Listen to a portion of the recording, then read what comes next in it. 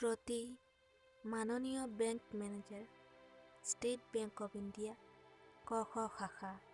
বিষয়: চেকবুক হেৰাই যোৱাৰ বাবে আবেদন। তাৰিখ: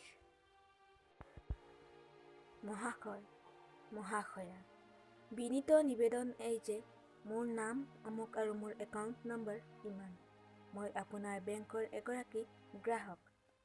আবেদনযোগে আপোনাক জ্ঞাত কৰিব বিচাৰোঁ যে মোৰ চেকবুকখন যোৱা ইমান তাৰিখে হেৰাই যোৱাত মই অসুবিধাৰ সন্মুখীন হৈছোঁ।